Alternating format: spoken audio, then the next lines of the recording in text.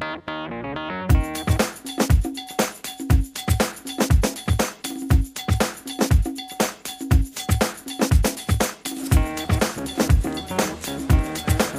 Monsieur le ministre, comment allez-vous?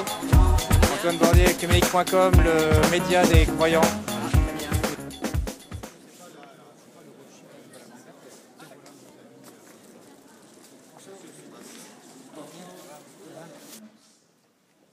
Je me réjouis d'autant plus d'ouvrir cette table ronde consacrée au contenu numérique et à la télévision connectée que le moment me semble particulièrement bien choisi pour diverses raisons. Tout d'abord, la France connaît aujourd'hui même un moment historique en passant avec succès à la télévision tout numérique. D'autre part, l'actualité foisonnante du paysage audiovisuel français a appelé des décisions gouvernementales importantes sur lesquelles je reviendrai dans un instant. Enfin, faut-il le rappeler, nous traversons une période de profonde mutation de l'écosystème audiovisuel, marquée notamment par l'essor de la télévision connectée, au sujet de laquelle nous avons lancé conjointement avec Éric Besson, qui s'est entretenu avec nous ce matin, une mission d'étude qui touche à sa fin et dont les premières conclusions vont alimenter nos réflexions désormais. C'est en fait l'ensemble de l'écosystème dans lequel se déploie l'économie et la création qui est en pleine mutation, comme le révèle la place majeure que les volets contenu et diffusion représentent dans la stratégie numérique 2020 que le gouvernement présente aujourd'hui. Placer cette grande transformation, cette révolution, au cœur de nos réflexions, accompagner les industries culturelles dans leur ensemble, dans la transition vers cet univers tout numérique qui se concrétise jour après jour et qui recèle autant d'opportunités considérables que de défis pour notre modèle français de politique culturelle, c'est une ambition que j'ai faite mienne à la tête du ministère de la Culture et de la Communication que j'ai l'honneur de servir. Monsieur le ministre, bonjour, comment allez-vous? Très bien, alors vous êtes ici aux 4e Assises du numérique. Pour vous, ministre de la Culture, les contenus comme les contenants sont très importants. Et oui, parce que je suis ministre de la Culture et de la Communication. Donc, à l'époque de la révolution numérique, et avec l'importance qu'elle revêt, il me semble très intéressant de mener des réflexions comme celles qui sont menées par les Assises du numérique depuis plusieurs années déjà. Et donc, il me semble aussi naturel que je puisse venir pour y expliquer ce qu'est l'attitude du gouvernement, et notamment dans le volet culture et communication. Éric Besson se chargeant de son côté, avec le talent qu'on lui connaît, de tous les aspects industriels de la question, et Monsieur le Premier ministre assurant à la fois les arbitrages et la synthèse entre toutes les composantes cet après-midi même. Vous venez de le dire, on le voit, le gouvernement est très impliqué dans cette révolution qui est déjà en route. Qui va changer complètement nos pratiques culturelles. Un excellent article de Michel Serres dans Libération, il y a 2 ou 3 mois d'ailleurs, faisait un inventaire très précis de ces modifications considérables dans nos pratiques culturelles. Dernière question, Monsieur le ministre, justement sur œcuménique.com, le réseau social des croyants. À l'IG8 Forum au mois de mai dernier, vous vous souvenez, les grands pontes du web mettaient justement en avant le manque de valeur sur le web, et c'est un peu la raison de vivre d'œcuménique.com. Pensez-vous qu'un réseau social croyant a des ambitions, un intérêt quelconque? Bien sûr, je pense que nous sommes dans un système de démocratie, de tolérance et de respect des convictions. Et forcément, œcuménique.com a tout à fait justifié à exister, et je formule tous les vœux nécessaires pour que cela se passe le mieux possible, bien sûr. C'est l'esprit d'assise en fait, hein, l'esprit de paix interreligieux. Bien sûr. Alors si moi je ne suis pas un pratiquant exemplaire, je parle de œcuménique.com, je ne parle pas de mes propres inclinations spirituelles que je garde pour moi. Je suis très content que vous existiez et que vous puissiez vous manifester comme vous le faites. Merci Monsieur le Ministre, très bonne journée, à bientôt. Bonjour Monsieur Regard, comment allez-vous? Très bien. Alors vous êtes le directeur général de Dailymotion. Vous êtes ici aux Assises numériques 2011. Vous êtes intervenu pour parler un peu de la télévision connectée, mais surtout de cette belle entreprise qu'est Dailymotion. Est-ce que vous pouvez nous la représenter pour nos auditeurs?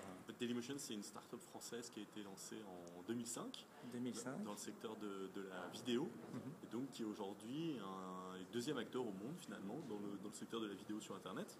Le premier, sans trahir de secret. C'est Google avec YouTube. Donc effectivement, c'est un acteur qui a été racheté par YouTube, qui a été racheté par Google assez tôt finalement en 2006, donc il y a des moyens assez colossaux. Ouais. Mais c'est sympa de se dire que c'est un acteur français qui est le second au monde. Ouais. Aujourd'hui, Dailymotion, c'est 110 millions de visiteurs uniques sur son site internet, dailymotion.com chaque mois. 110 millions de personnes chaque mois.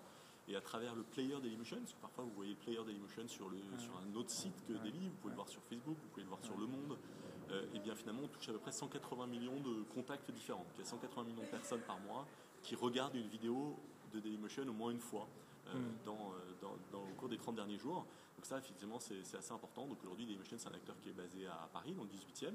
Combien de salariés? 100 personnes à Paris. 100 personnes. Et il y a une vingtaine de personnes à New York. Et nous avons aussi un bureau à Palo Alto et un bureau à Londres, avec quelques personnes dans ces différents bureaux. Mais on va dire que les forces sont réparties essentiellement entre New York et Paris, avec les équipes de développement à Paris et une régie à Paris, et également des accords des personnes qui font des acquisitions de contenu et une régie publicitaire à New York. D'accord.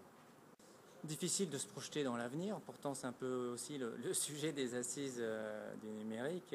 Comment voyez-vous la France de 2020, une France super équipée, avec des télévisions connectées dans tous les foyers, bien sûr Dailymotion toujours c'est dur pour les startups de se projeter à un horizon 2020. J'imagine même des choses beaucoup plus formidables que juste d'avoir un téléviseur connecté, un téléphone mobile et Dailymotion partout. 2020, moi, ça me fait plutôt penser j'espère, à un moment donné où on aura des appareils pour plus jamais avoir froid. C'est la période en ce moment. On aura des systèmes pour être capable de communiquer par la pensée. Enfin, j'imagine qu'il y aura des choses beaucoup plus formidables que le petit monde aujourd'hui qui nous occupe finalement des médias. Que des petites innovations comme la télévision connectée finalement. Donc à 10 ans, je pense qu'il y aura des choses beaucoup plus fortes. Je pense que les écrans même peut-être auront disparu. J'en sais rien, sans faire trop de prospective, mais j'imagine qu'on pourrait... Ça va trop vite alors si mais non, mais 2020, j'espère qu'on sera capable de regarder finalement les images tout simplement à travers peut-être des lunettes ou on voudra en le projetant un mur. On pourra sans doute avoir des interfaces gestuelles. On voit déjà qu'il y a beaucoup d'interfaces qui passent par la parole avec le nouveau Apple. Donc j'imagine finalement que la notion même de device aura peut-être plus trop de sens. Ce qui est certain, c'est qu'il y aura sans doute évidemment de gros serveurs pour pouvoir stocker tous les contenus qui sont disponibles et qu'on trouvera des moyens techniques d'avoir ces contenus où on veut. Donc finalement, je pense que la différence entre d'un côté le mobile, de l'autre côté le web, de l'autre côté la télé, tout ça aura complètement explosé parce qu'effectivement, il n'y aura plus aucune barrière entre ces différents équipements. Puisqu'on dit beaucoup que, par exemple, le CD a disparu en tant que support physique. Donc aujourd'hui, la musique, on l'écoute. Finalement, c'est vrai que le support physique n'a plus d'intérêt. Alors même qu'aujourd'hui, on est encore en train de parler donc, de télévision, de téléphone mobile, de PC. Donc on voit bien que cette notion-là, elle doit aussi disparaître à terme. Encore une fois, ce qui compte, c'est le contenu, c'est les services. Donc services et contenu. Et c'est notre métier, ça c'est sûr que ça aura encore de l'avenir. Le principe même d'avoir un équipement, il y en aura évidemment, mais quelque part, je suis certain que la différence entre eux aura plus trop de sens. Dernière question, encore merci de nous consacrer votre temps précieux. Sur ecumenique.com, justement sur ce réseau social, je ne sais pas si vous aviez suivi ou si vous y êtes allé à l'IG8 Forum du mois de mai dernier. Les grands pontes du web ont dit en résumé qu'il y avait un problème de valeur. C'est un peu la vocation, le sujet, le cœur du sujet de ecumenique.com, de remettre des valeurs, de l'éthique, de l'humanisme sur le web. Est-ce que vous pensez qu'un réseau social croyant a de l'avenir? Alors, tout seul réseau... En tout cas, le principe des réseaux sociaux, c'est de pouvoir créer des communautés. Donc, est-ce qu'un réseau social créé tout seul, un peu hors sol, a de l'avenir? C'est toujours un peu difficile de répondre à ces questions-là. Par contre, d'arriver à porter ces valeurs-là en servant de réseaux sociaux existants, en créant des applications pour s'insérer dans les réseaux sociaux, en créant des vidéos comme vous le faites aujourd'hui pour s'insérer dans les réseaux existants de diffusion des vidéos. Et peut-être des partenariats. Bien sûr, non, mais moi ça, et j'espère qu'on retrouvera très vite ecumenique.com sur Dailymotion, je vous y engage. Donc ça, en tout cas, j'y crois beaucoup. C'est-à-dire de faire des cercles où finalement on doit tout redévelopper, tout refaire pour un seul sujet, c'est toujours un petit peu difficile. Parce qu'effectivement, on se retrouve face à des mastodontes qui ont des effets d'échelle qui sont très forts. Par contre, s'appuyer au contraire sur le fait qu'aujourd'hui, on peut diffuser de la vidéo gratuitement sur Internet avec Dailymotion, on peut faire des lives gratuitement sur Internet avec Dailymotion, on peut créer des réseaux sociaux avec Facebook, etc. Très simplement, où il y en a des tas d'autres outils qui permettent de créer soi-même. Finalement, on profite des outils faits par d'autres pour son propre sujet. Et donc sur ce sujet-là, je suis sûr qu'il y a des choses formidables. Effectivement, la question des valeurs sur Internet, elle est importante. J'étais effectivement à l'IG8. Moi, ce qui me choque toujours, c'est la façon dont parfois certains patrons du net se positionnent comme étant quelque part ceux qui vont gouverner le monde demain. Je crois qu'il faut être très humble. On est des sociétés privées, on est représentants de sociétés privées dont l'objectif est de gagner de l'argent. On le fait en essayant d'être le plus efficace possible et en même temps d'être à l'écoute de nos salariés, d'être inscrit dans la vie de la société et de créer des emplois, ce que fait aujourd'hui Dailymotion, parce qu'on a créé 100 emplois à Paris, donc on en est très fiers. Mais en même temps, ça ne nous donne pas le droit, et je suis toujours surpris quand j'entends parfois des patrons de Facebook ou de Google, d'avoir un avis général sur le monde. Moi, je suis pour un fonctionnement démocratique de nos sociétés et qu'on soit gouverné par les personnes qu'on a élues. Et cette idée qu'effectivement, tout le côté un peu messianique qu'il y a parfois autour de Steve Jobs, qu'il y a eu autour de Steve Jobs, ou qu'il peut y avoir autour des patrons de Google ou des patrons de Facebook, m'effraie un petit peu, pour être tout à fait franc, parce que j'estime que ce n'est pas ces personnes-là et qu'elles n'ont pas la légitimité pour parler en notre nom. Et donc, j'espère qu'au contraire, on va avoir plus de politique dans ces secteurs-là. Merci beaucoup. Et puis vous terminez sur une valeur qui est l'humilité, qui est assez plaisante. À bientôt.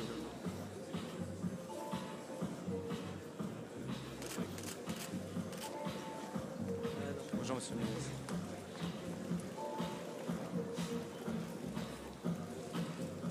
Un rendez-vous incontournable, un rendez-vous que j'aurais manqué pour rien au monde. D'abord parce que j'ai un intérêt, et chacun sait, ancien pour le sujet dont vous avez débattu.